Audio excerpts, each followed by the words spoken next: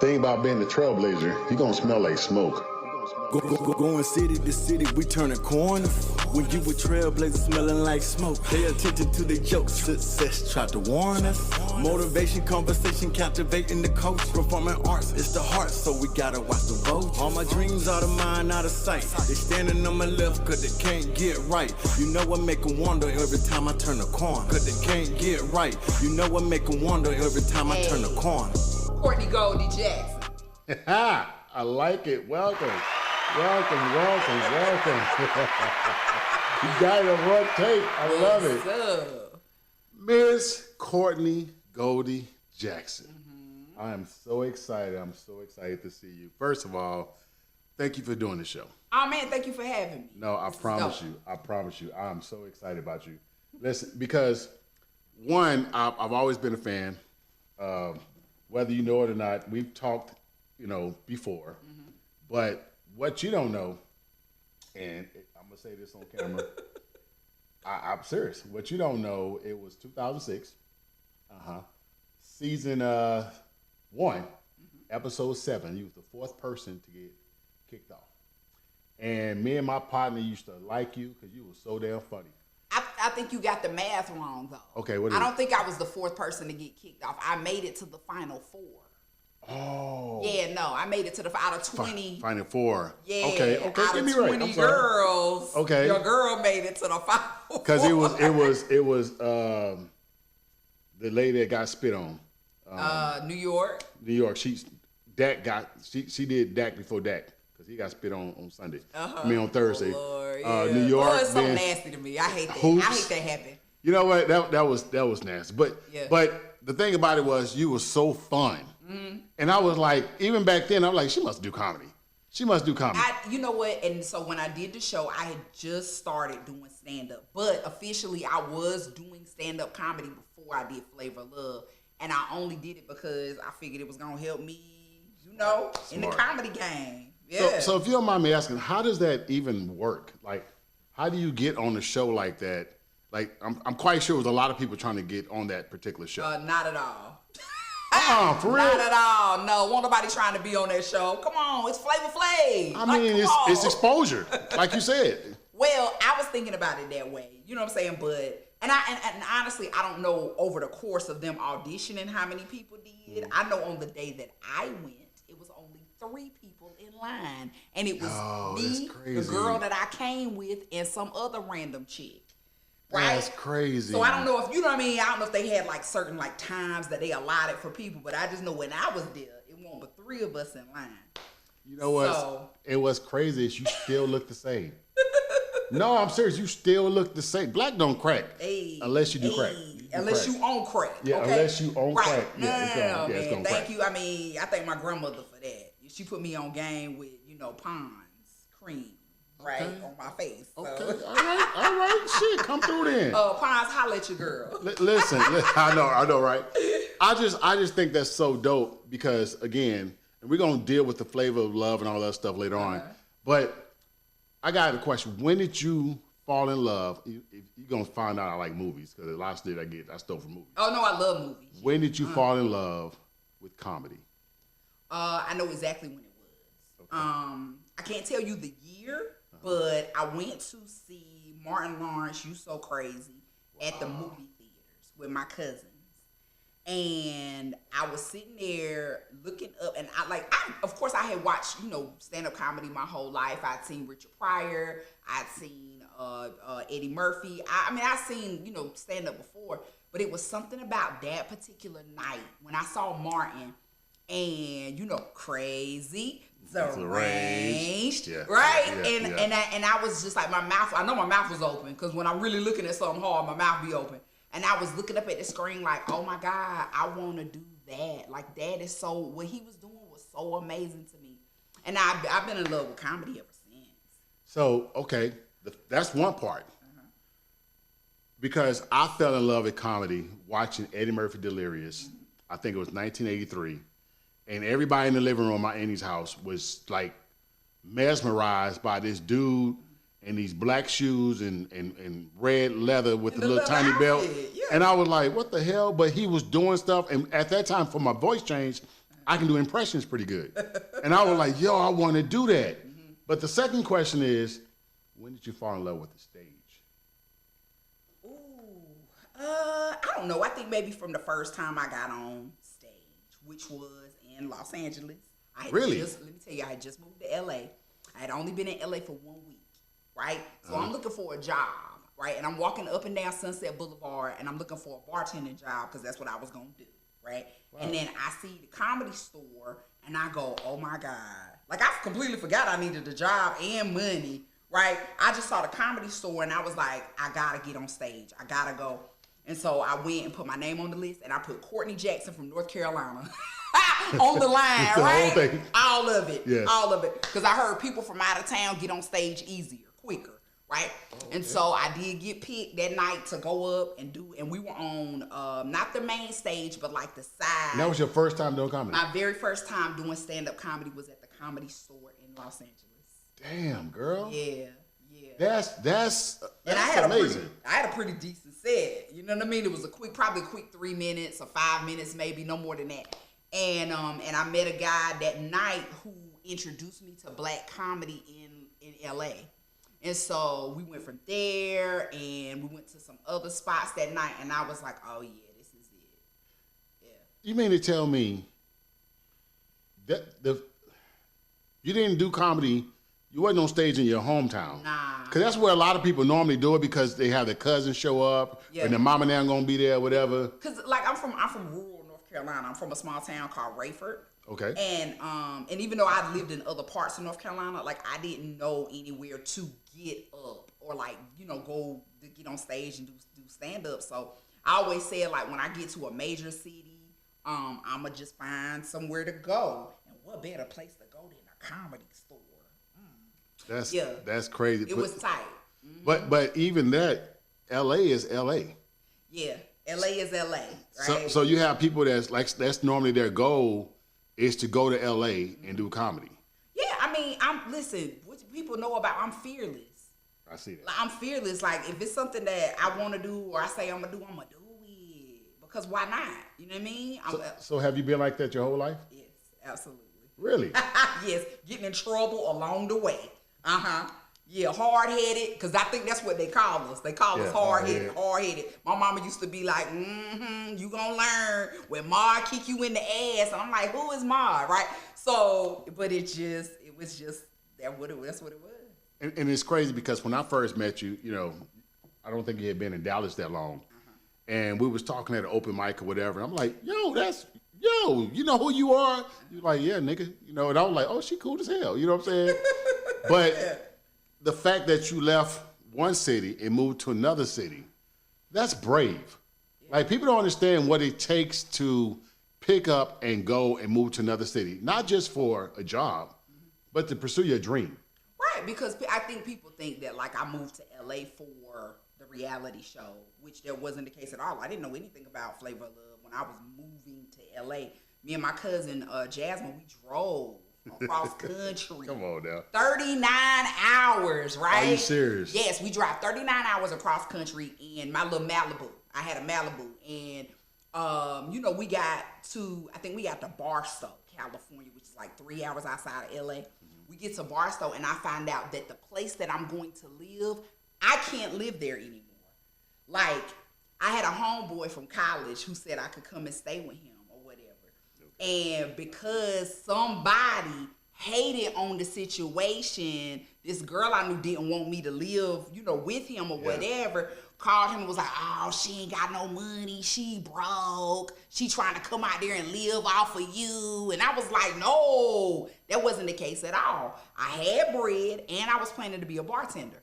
So by the time I got to Barstow, I'm like, hey, what's up? And he is acting totally different. He was like, I was like, to the point where I go like, I'm still cool to stay with you, right? And he was like, nah. Are you serious? So my cousin get on the phone and go in. She going off to the point now she got him to where he like, okay, she can stay the night. Yeah. The night. Come on now. And I done drove from North Carolina to LA. Okay. So yeah, that's how my introduction to Los Angeles was. I had to go. That's crazy. Yeah, facts. That's crazy. So while you're in LA, you're transitioning to another city, doing comedy, and I'm quite sure you had another job and everything else. So at the time, your life was pretty busy. Or were you just doing comedy by yourself? So okay, I say this. When I got to LA, I didn't have a job. I was looking for a job, right? So I would get up every day and go out, and look. So I ended up getting a bartending job at this place called La Louisiane, right? And this was like one of those like old school, like Louisiana Creole type of places. And so I, got hired as a bartender there, and I started meeting like all of these, like it was like a lot of black entrepreneurs, millionaires. There was a lot of black millionaires. Wow. That used to come there and just. You don't mind me asking, what year is this? You remember? We're talking 05. Okay. This is 05, right? This is the year I moved out. I went out to LA, and so, but it was so crazy because it was like black millionaires that would kick it, but then it was like a bullet hole in the wall of the spot. And we, you know what I'm saying? We would be like, yo, how the bullet hole get in the wall? And they was like, hey, sometimes niggas be wild. And we be like, okay.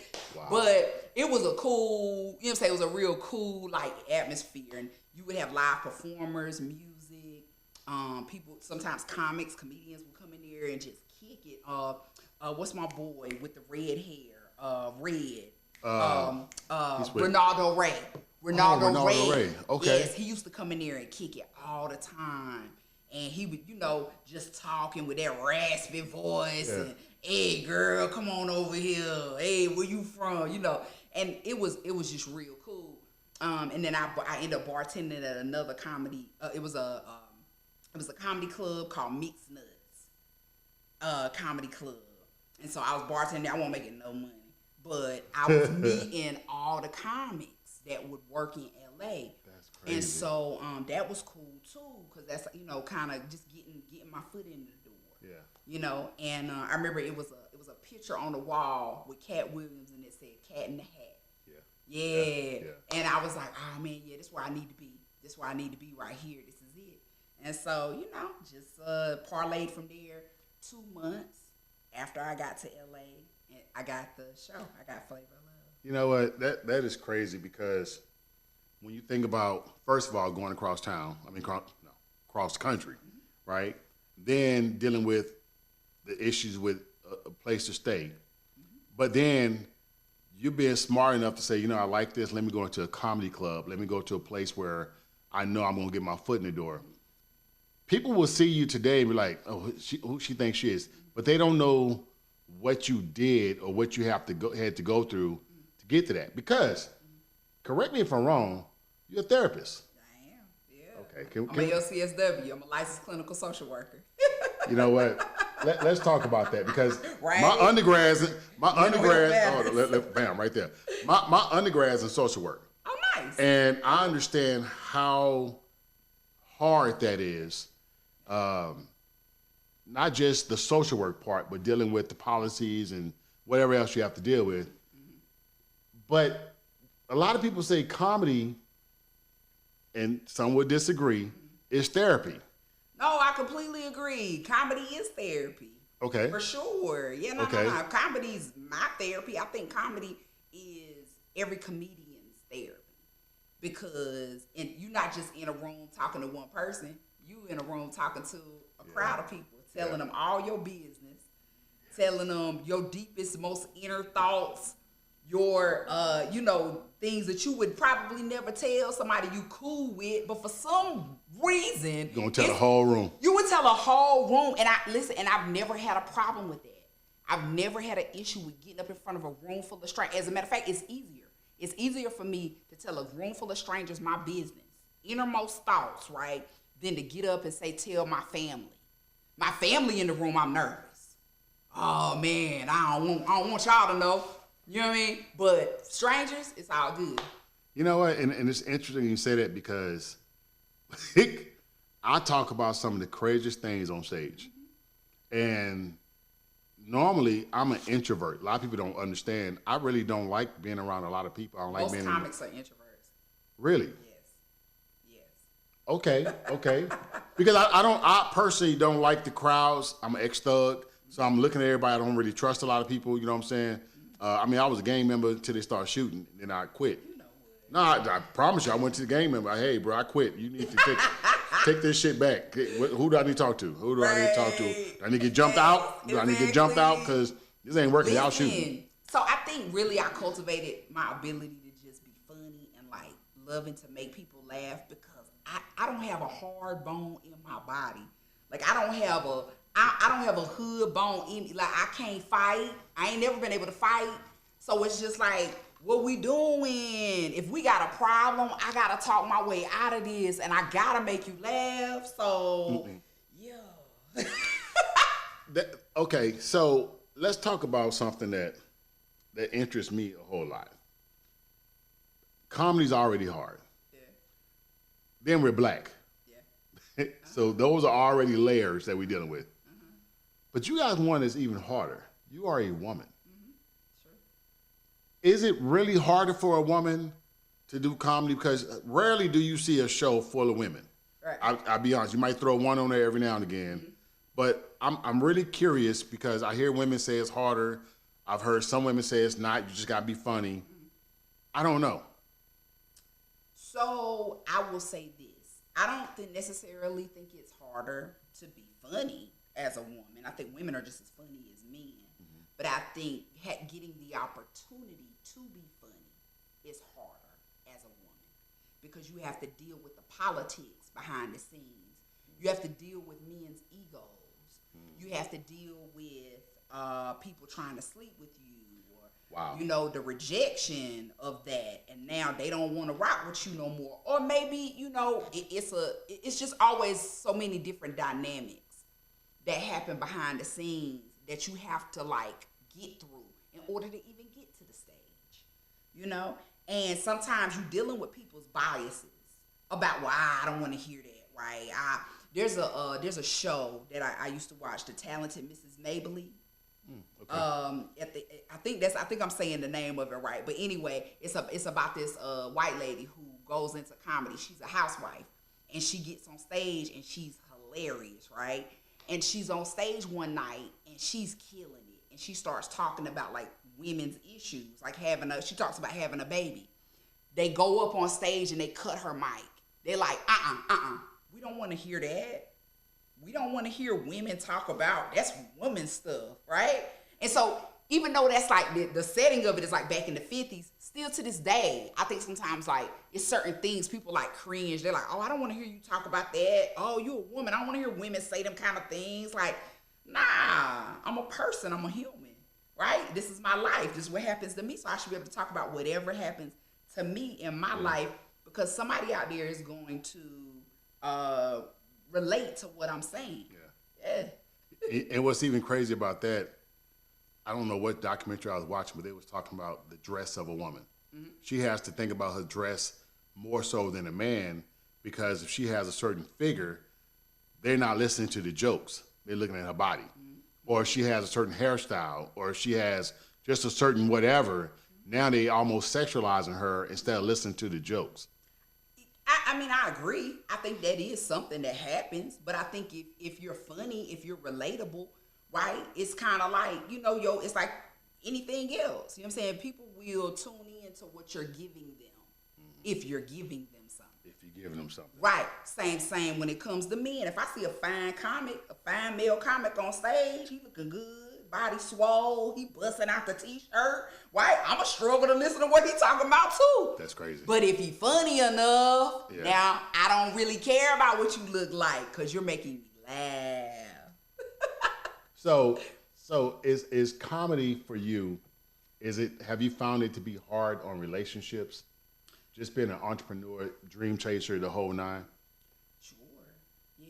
I think comedy is hard in relationships because it's different reasons, man. It's okay, come on. You know what I mean? Like, okay, when you're with somebody, okay, so typically as a comic, you're talking about your life on stage, right? Yeah. And when you with somebody, now all of a sudden they might show up in your material. Now you talking about that argument y'all just had, or you talking about something he did that, you know, you think is funny. And I think people feel weird about that. They're like, don't put my business out there. But you're a part of my life now. Yeah. So you gonna get got. You know what I'm saying? Because we talk about parents, we talk about our kids, we talk about high school or whatever we've been through, but you're off limits? Yeah, exactly. Like, I'm not gonna say your name, but I might be like my ex or my dude or this person I deal with or whatever the case. So something that happened with us may pop, it may come out on stage. It might. You know what I'm saying? You better get some thick skin, bruh. But see, that's what I'm saying. Like, okay, for a man, I'm gonna get in trouble for this. Men are actually more sensitive at times than women. True. We don't talk about it because we mask it in a different way.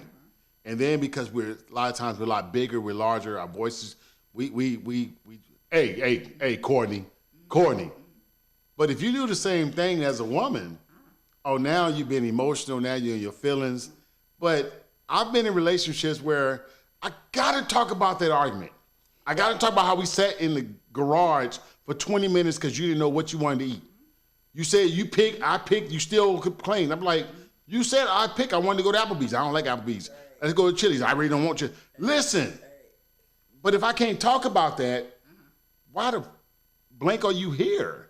Because this is part of the process. So because I don't think people really understand what it is until they get into it, right? They like you, they're attracted to you, you're funny. So they're like, oh man, she's so funny. Her personality is great. And then they come to a show and they hear you talk about stuff that they don't want their woman on stage talking about. Okay. Right? And so if if your material is more blue, you're talking about sex, you're talking about, whatever, it's like, wait a minute, that didn't happen with me. Who that happened with? Yeah. When did that happen? Yeah. What? So now you got it's questions now in their head. And it can be tricky, but I would say this. I know a lot of female comics who are married. I know female comics who are in relationships. And I think it just takes a man who's really secure within himself.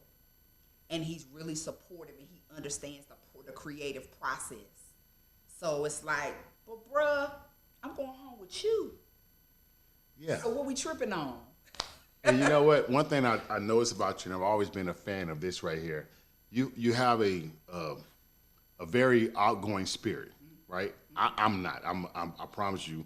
Then I'm ugly. So by me being ugly, you already look mean. When people be like, oh, he's mean. Self-deprecation already. Well, that's what I do. I do it before somebody else do it. You know what I'm saying? I got the Eminem effect.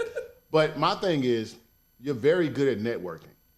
You're very good at just being likable, right? Because I will honestly say, and I've said this before, there are times I'm not likable. But I have fun not being likable. And then I have to deal with the consequences. Like, Ray, they didn't book you because you're an asshole. Well, okay, fuck it. It is what it is. I go back to the barbershop. You know what I'm saying? Yeah. But I've seen you out and about. I've seen you, and you are just so freaking friendly to everybody. And it's real.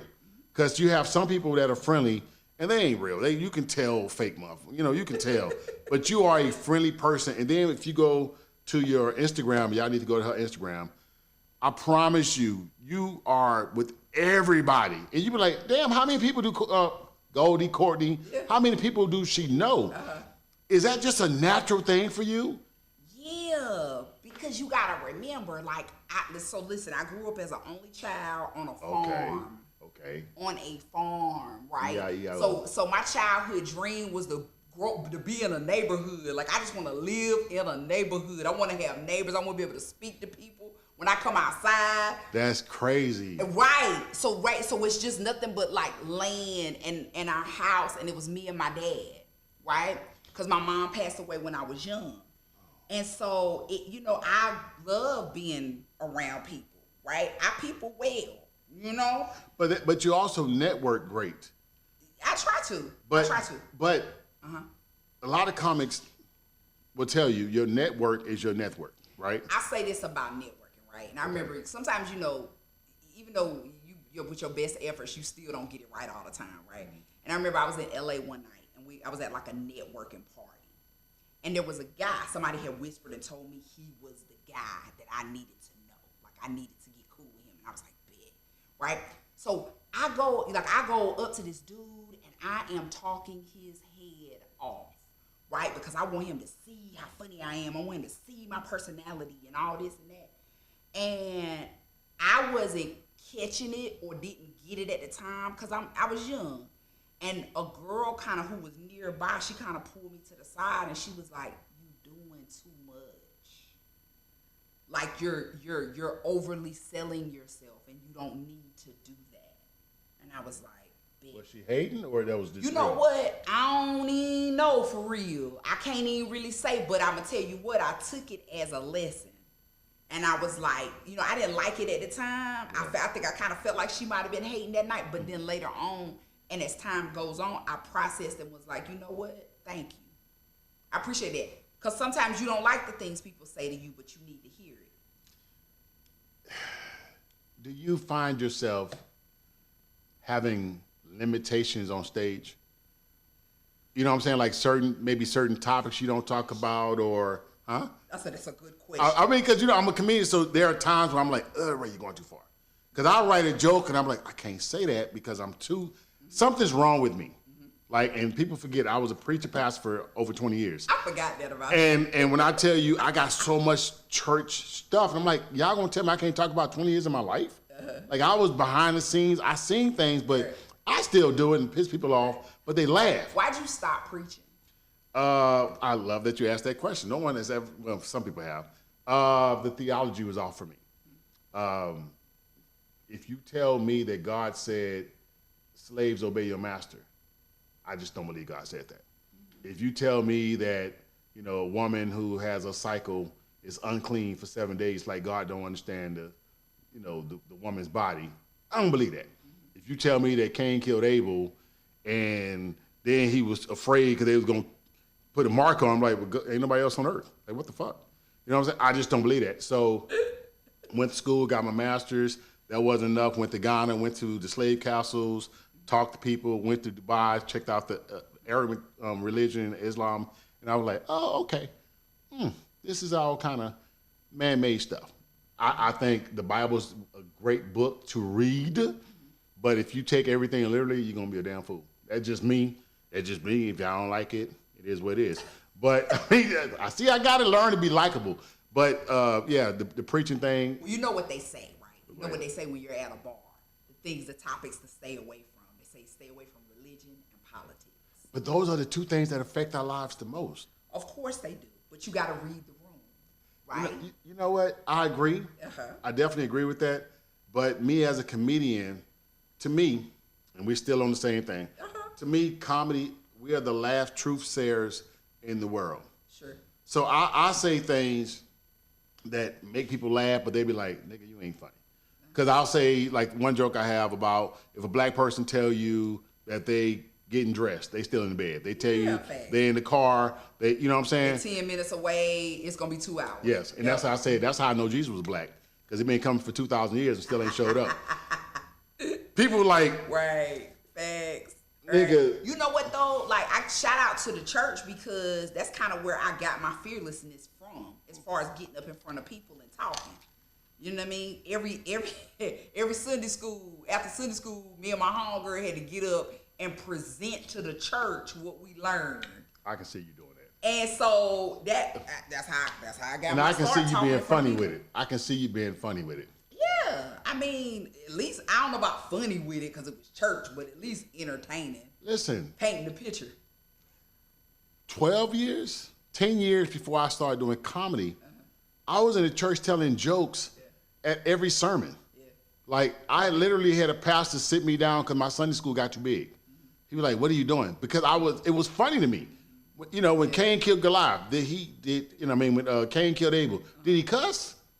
He had to cuss a little bit. I'm sure he could. You can't say, he had to say motherfucker. That was the first time somebody said motherfucker. I feel like you don't kill nobody if you don't cuss. Man, listen. Like, come on now. When Samson you don't kill somebody nice, being nice to him.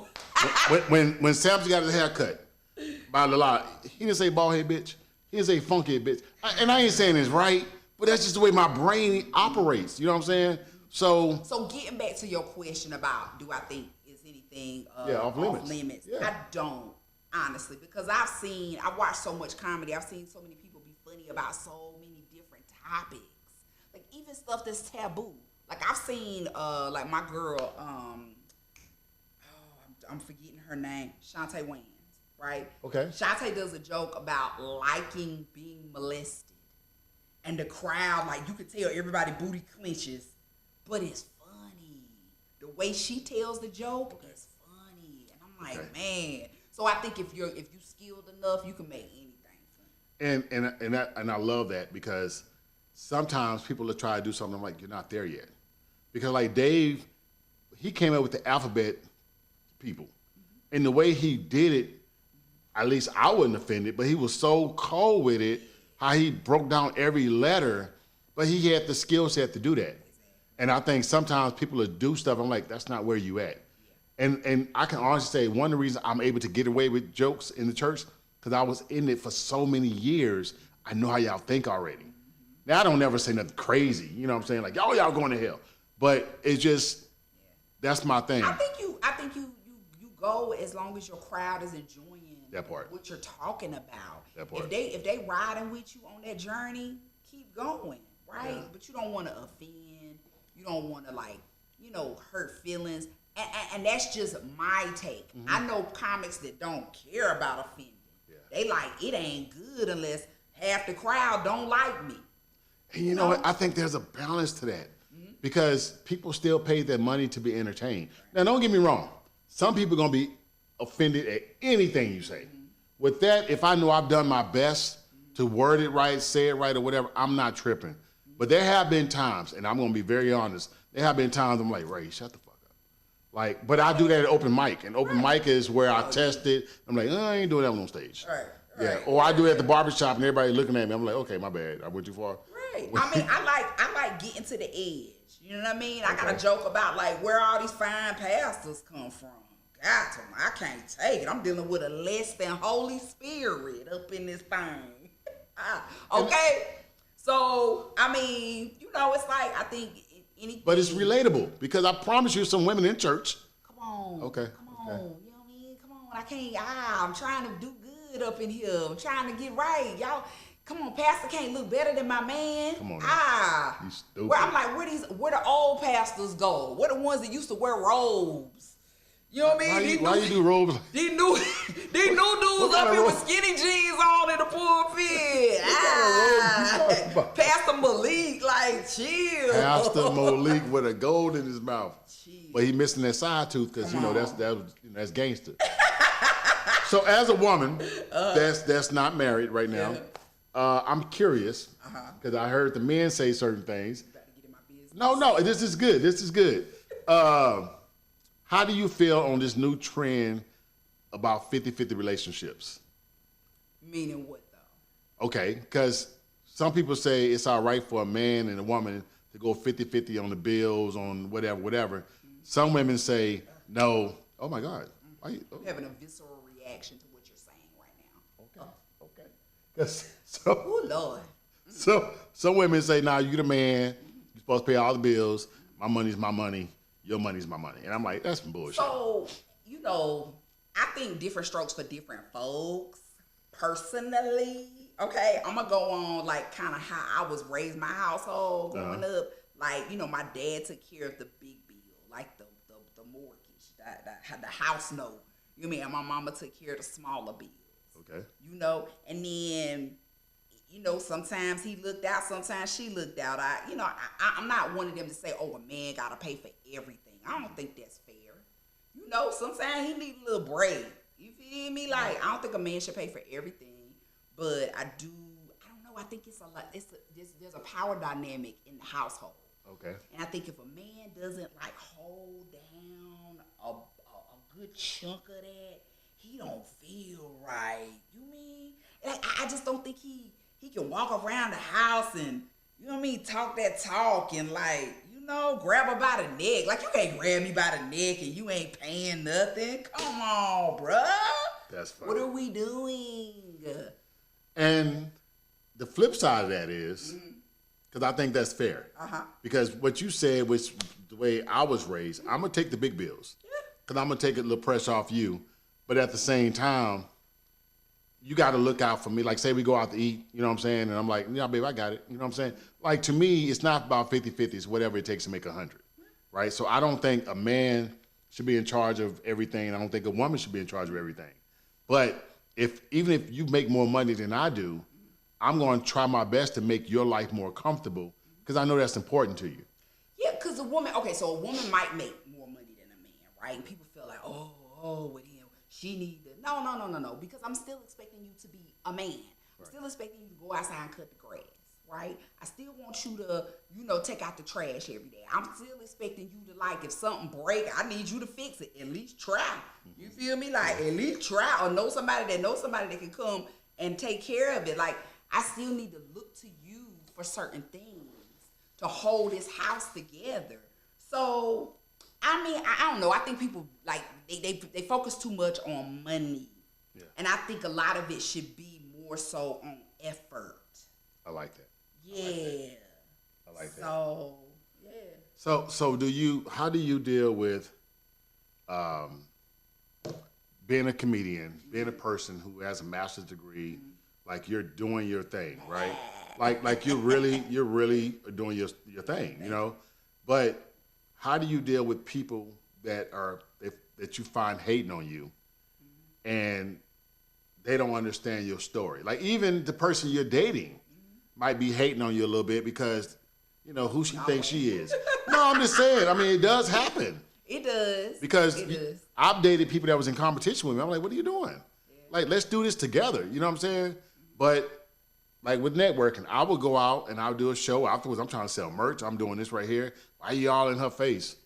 Bought her a shirt. Networking is hard with your person.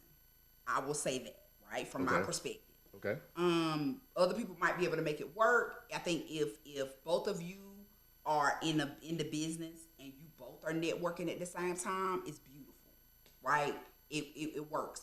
When one of you is networking and talking to everybody and kicking it, and the other person is sitting in the corner, mean mugging you, that won't work. So sometimes you do need to, like, leave that person at home for certain things. Yes. Right? And I mean, I'm gonna keep it real with you. I flirt. I'm a flirt. You know what I'm saying? It don't mean nothing. It don't mean nothing. Okay, that's interesting. Okay. No, wait a minute, Goldie. But I'm a flirt, and I feel like it's just kind of in my nature. So if I'm talking to people or whatever, and my dude is there, he gonna be looking crazy. But you say flirting.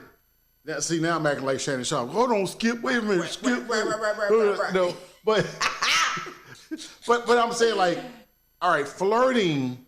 That means you touching the shoulder. Your hand went across the man's chest. That's flirting, girl. Listen. I ain't say all about that touching. That's flirting. I am touchy feely. Okay, so I might hit your little arm. That's it. I'm gonna hit your little arm. That's all. I'm not gonna be all on your chest. Now that's too much. That's flirting. Okay. Right? And okay, but if you're in a relationship... Listen, I've been told smiling at a person is flirting. I got teeth. I got a nice smile. I'm a smile. It depends how you smile. You know what I'm saying? But like, you do that smile that you do for me because I just cut the grass, then I'm going to feel... Right? But I'm not going to be disrespectful. That's my thing. I'm not going to be disrespectful to the person or in front of my significant other. But... Not saying I don't agree. And see, that again, like you said, that's networking. This comedy thing is hard because there are times you have to be extra friendly. So how is that different than flirting, Ray? No, I'm agreeing with you. Okay. I'm saying, there are times where you're extra friendly, but you can God damn, And I've had situations where it's not necessarily a Chris Brown picture. But, I've taken a picture and the girl do that, she grab my arm. And my girl sitting over there like, I know this bitch didn't do what, but that's, I'm like, babe, that's part of the thing. She said, no, the fuck it ain't. So then when I do a show without her, that image is in her head. Yeah. It's tough. Okay. Sometimes you got to have the same conversation over and over and over again. Because for whatever reason, you put that little doubt in that person's mind. Yeah. And yeah. So you just gotta have trust. So here's a question, because you've been doing this for a while, and I know one thing I know about you. You're about your business, and I love that. You're about your business.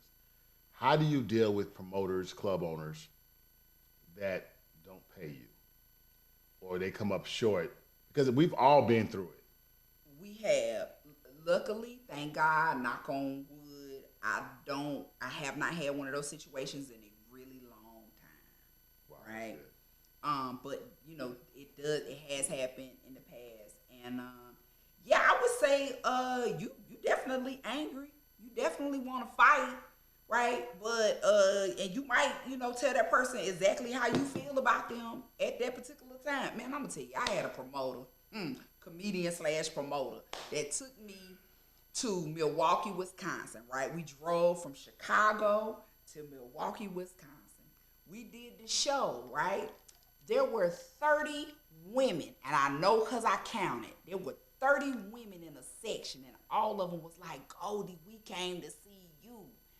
And at the end of the night, he told me, oh, baby girl, we ain't really make the money that I thought we was going to make. But I got this here for you.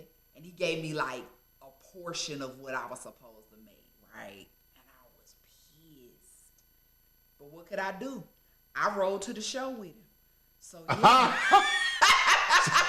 had to eat that. Wait, That was the most quietest ride back to Chicago. She said, what could I do? What could I do? I couldn't fight him. He was my ride. Okay, and that's the other thing. I guess it's a little different for men, because I'm whooping his ass and probably take his car. You know what I'm saying? That's another layer, because I've had, listen, I was at a church, and the pastor didn't pay us. And I was like, nigga, what the fuck? Like, and I knew we wasn't going to get paid. Something told me, because we did the show on a Saturday. The Lord. No, listen, motherfucker. It was on the Saturday we got paid. I mean, we did the show. People all around the wall standing up. I'm like, all right, we're going to get our bread tomorrow. Then they said, we're gonna pay y'all tomorrow after church. We got to come to the church.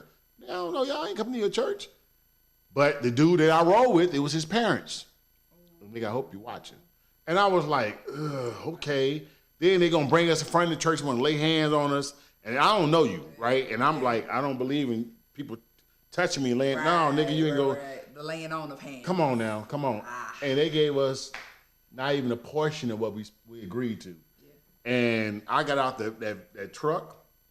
After we had lowered everything up, and I saw that check.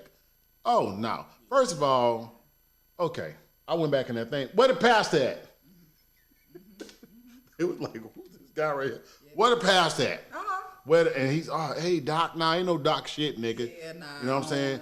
Reverend, nah, ain't no reverend right now, nigga. It's Ray. Run me my money, nigga. You know what I'm saying? And when I tell you the deacons came, they were standing outside the door and shouting like, nigga, fuck y'all. What y'all? That's old Ray. I don't do that no more. I do contracts. I'm glad you've grown. I do contracts. I'm glad you've grown. Now I got paperwork. You know what I'm saying? But at that particular time, I was still kind of new to the game. I was a barber. I mean, I literally closed down my shop to go to Clarksville, Tennessee from San Antonio. It was like a 10.5-hour drive for less than $100. I was hotter than fish grease. You know what I'm saying? But and that's hot. I learned the valuable lesson. Get your deposit before you even leave the city. Right. And normally, depending on the person, I might get paid before I perform. Depending on the person. Depending on the person, yeah. You know, am I tripping? Because it's a business. Okay. Right? It's still a business, and you still have to treat it like that, right? This is something that we love to do, right? But still, I mean, at the end of the day, because if you don't demand that respect, that people won't. Like I had somebody told me one time, it was so real. They said, you don't get what you deserve. You get what you negotiate. Ooh, I like that. Yeah. So, I like that. I like that. Right. You don't get what you deserve. You get what you negotiate. So you have to like handle it as such, because, you wouldn't call somebody like a D.L. Hughley and not have all your ducks in a row. You wouldn't try to book somebody like that without the deposit and the contract and make sure they got their money, because you respect the talent. Wow.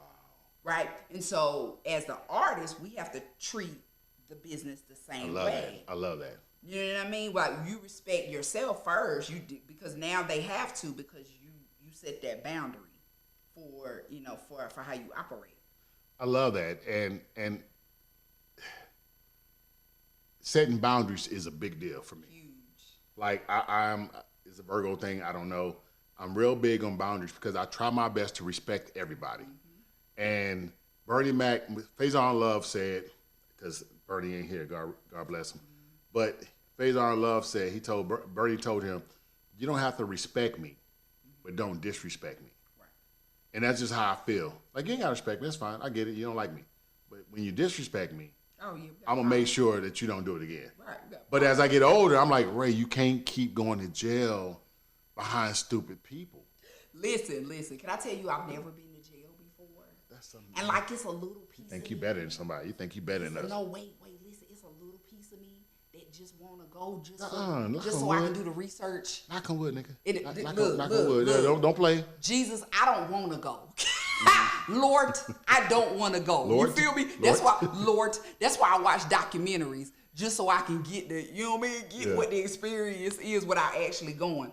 My cousin went. I got a cousin that went to jail. She said she enjoyed herself. She had a good time. I said, cuz, they ain't trying to like get on you with nothing. She was like, girl, I was in there looking crazy. They didn't try nothing. I've been several times. It's not fun. The number one thing that people forget about jail is that you got to wear somebody else's drawers. You ain't no fresh drawers. So you got drawers with stains in them. It's blown out in the back. It's nasty as hell. It's nasty. It's bad enough to make you spread over. And are they clean? They just didn't take the time to get the stain out? I mean, it's jail. They just here you go. And the longest I've been in jail was 9 days. I went in there for tickets. And there was a time where you do 3 days and whatever tickets you had, they just wipe them out. San Antonio switched that shit. Right. Because I was like, I had $1,000 worth of tickets. I'm like, shit, I'm just going, nigga, you going to sit here a little longer because this is your third time doing that shit. Right. And they lost my paperwork. 9 days, I was going crazy. I'm cussing niggas out. They're like, nigga, you ain't going to be here long. Nigga, I ain't used to this. There's too many dudes and y'all jacking off in the shower. Sorry, I ain't mean to go there. But it's just some nasty stuff. So jail ain't nowhere you need to go. No. I don't ever want to go. Right. For real. I just, because I do comedy, so I like to have experiences under my belt. Well, just pick up a man from jail. That'd be close enough. Pay bond. You know what I'm saying? Look, I used to work at a psychiatric residential facility for boys, and I think that's as close as I was gonna get to like that experience. But even that was crazy. Like these little kids was, they was fighting every day, and I was the teacher. You know what I mean? So they would come in there, and I didn't care what they did, as long as they sat in my class. I can see that. And listen. You know what I'm saying? I'm like, okay, y'all, just quit fighting just for 5 minutes so you can learn this word. It was like during slavery where you just teach them a word at a time. Yeah. That's all they got an attention span for, is one thing at a time. But So watch this. Disrespect, all that. Have you ever had a person steal your joke, and how'd you handle it? Yes. Listen, there was no way to handle it. I was at home, and I was watching them on HBO. You lying. Mm-hmm. Yeah. So, and I super respect that person. So I'll never say a name. Right. But I remember exactly the night that they saw me do that joke. And then I saw them do that joke on their special. So do you have to retire the joke now? No. I still do the joke, right? I just put my own little twist on it and, jazz it up so it's mine. Because, people will say, and I don't know, well, yeah. If you do a joke and then somebody bigger than you does the same joke. For instance, when I first started doing comedy, it was on accident, actually. It was 100% on accident. I was at the Improv, and I messed up on the joke, and I didn't say it right, but they didn't laugh. So I had the note cards in my back pocket, and I said, I can't say it no more, and I threw it in the audience. Just being Ray. They fell out laughing. I said, I ain't got to do this. So I started doing it again. Like, that was my thing. Yeah. Then I saw a hilarious comedian by the name of Dion Cole. And I'm like, first of all, shit. Because he like, you know, he's one of them guys that's just funny as hell, right? I'm like, I can't do that no damn more. So I stopped doing it, right? And part of me is like, man, I was doing it before I knew who Dion Cole was. But I had to stop it because some people would say, oh, you trying to do what Dion Cole does. You know what I'm saying? So. Well, I think it's different. Dion has like a notepad. And with his pencil or whatever, he had no cards. Right. So you were tossing them in the crowd. I was throwing them in the crowd. That's different. It's different, but That's you know, different. I think the ego of a man, like I never want to be, and listen, I'm not nowhere on his level, right? I think he's a brilliant writer, comedian, the whole nine. He's a great actor too. I saw his new movie he was in. Yeah. But my whole thing is I never want to be like, oh, he stole that. You know what I'm saying? So when I see people that steal jokes, I'm like, ugh. But you know what? I heard a comic say, a female comic. She said if somebody can take your joke, it's not written well enough. Ooh. Yep. She said it needs to be way more personal. So personal that nobody would even think about trying to take it. Okay. Okay. Yeah. My girl Courtney Bell said that. So listen, you go to your man's house, right? And this is somebody that you've been kicking with for a while. You like this dude. He likes you. Like everything's going good. And he puts it down in certain areas. Ray, you just quit. Get out of my business. No, I'm saying horizontal fellowship. Horizontal fellowship, right? You go to his bathroom, and just so happen you see a honey pack in the trash can. Oh, okay. Do you bust him out, or do you just keep that to yourself? Oh no, I'm talking. I know it. Me? Nah, I'm like, bruh. What? This what we on? Oh, this what we doing? I know it. Oh, word? Oh, why you ain't tell me though? Why you ain't tell me? I could've stopped and got a Gatorade or something, cause I ain't know you was on that. Wow. No, I gotta say something. So is that okay? Yeah. Not because I'm the same way. I can't help it as. But now he's embarrassed because he's trying to please you. Or is it cheating? Is it like a weightlifter using steroids? Is it cheating, or that's just like, hey, it is what it is? I'm saying, okay, listen, because I be dealing with older dudes sometimes, so I already know, right? Sometimes it ain't all the way, gonna do what it's supposed to do. Okay. So you might need a little help, bruh. Okay. You know what I'm saying? Like, I don't want you to have to need help all the time, but you feel me? Like, every once in a while, you might need a little help. So, I'm not tripping. I would rather be a conversation first, so I know, so I can get my mind right. No, hold on. So you actually think a man gonna sit down with you like, Courtney, just want to let you know, stopping at the gas station and get these honey packs. Ain't no man gonna ever do that. Men have done that. Really? Wow. Really? Yeah. Listen, it's funny because somebody just came to your mind. I like dealing with honest people. I like people who are honest, right? Especially when it comes to something like that. Like, let's keep it all the way live. But I can't imagine a man saying, "Look, what time you getting here? Because I gotta take my pill."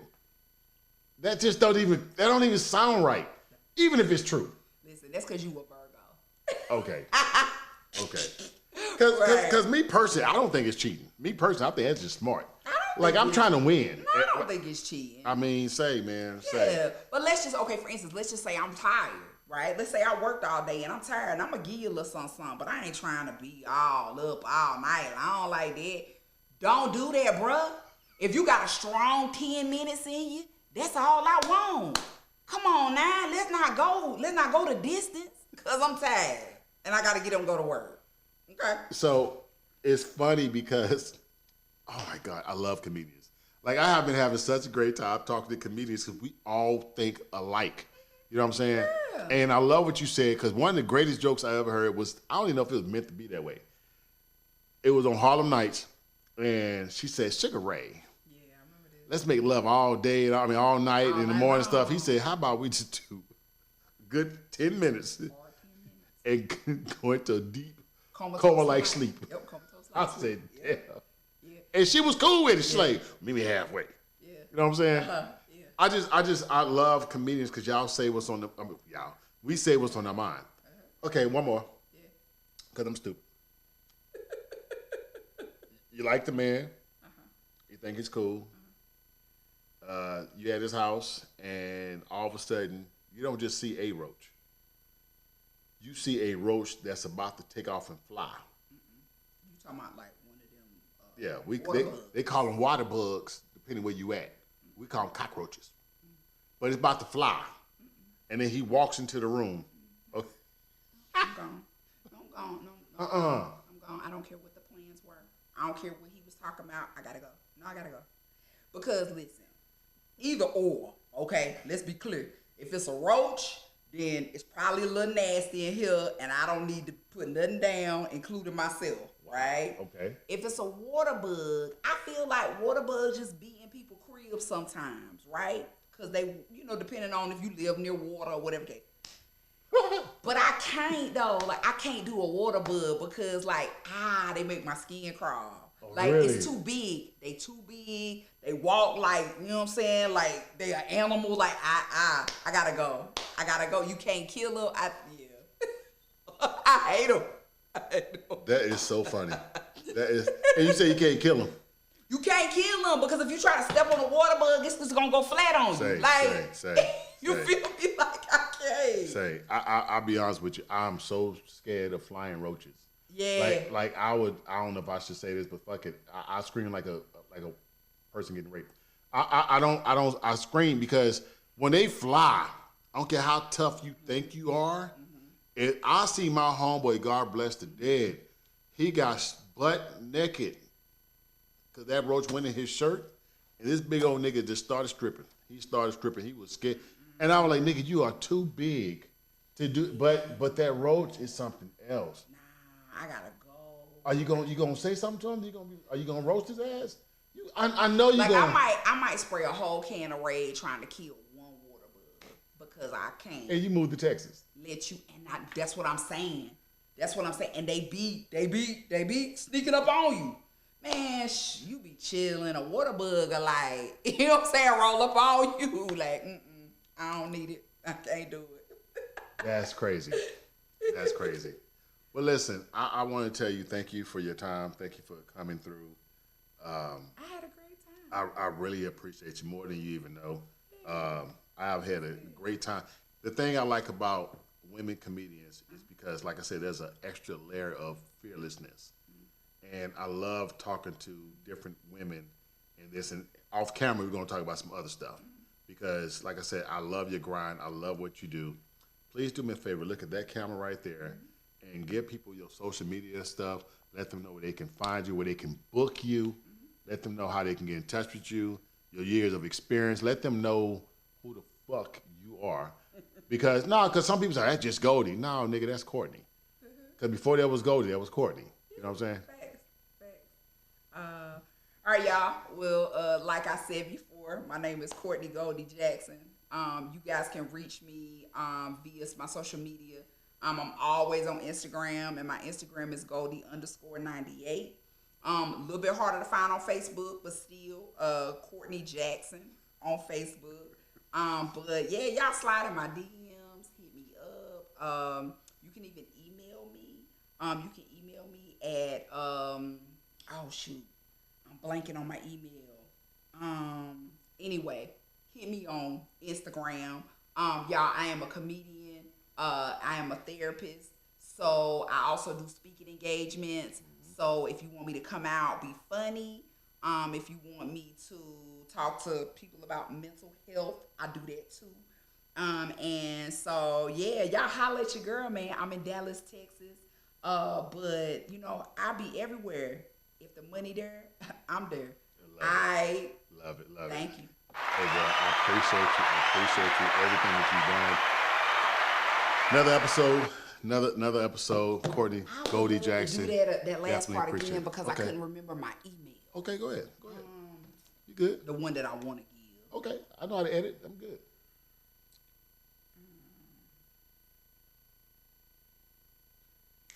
That's what it is. Okay. Go ahead.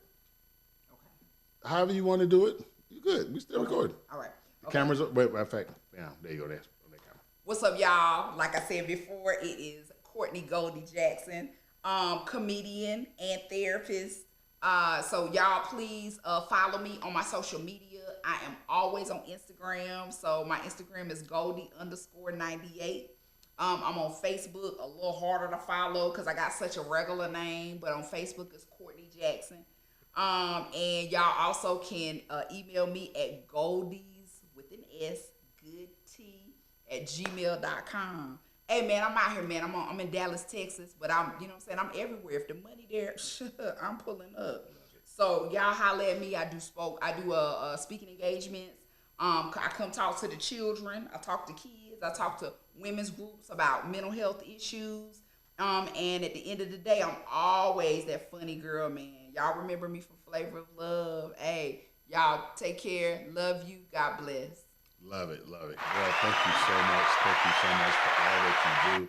Thanks for coming through. I really appreciate it. It's another episode of Turning Corners with Ray Can't Get Right. I holla. Love it, love it. Thank you so much. Thing about being the trailblazer, you're gonna smell like smoke. Going city to city, we turning corners.